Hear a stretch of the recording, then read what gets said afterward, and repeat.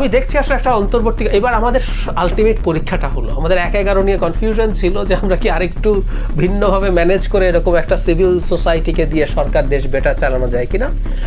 1-11 সময় খুব ছোট ছিলাম না, কিন্তু অত ক্লোজলি পলিটিক্স অবজার্ভ করতাম না, কিন্তু এবার তো করলাম। আগের তথ্য পরে আরো ডিটেইল পড়েছি, জেনেছি, বুঝেছি, কম্পেয়ার করে বুঝলাম আসলে প্রিন্স ভাই রাইটলি বলছেন, সবচেয়ে খারাপ নির্বাচিত মানে হাসিনার নির্বাচন না, জেনুইন নির্বাচনে নির্বাচিত সবচেয়ে খারাপ সরকারটা এদের যে কারো চাইতে ভালো। একটা উদাহরণ দিই, মব বলে বাংলাদেশে যা আছে, নির্বাচনের পরের দিন থেকে এটা বন্ধ হবে, আপনি লিখে রাখেন, একজনেরও সাহস হবে না।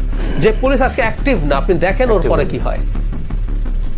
যে রাইটিস্ট গ্রুপ বিরাট আস্ফালন দেখাচ্ছে, দেখেন নির্বাচনের পরের দিন কি হয়।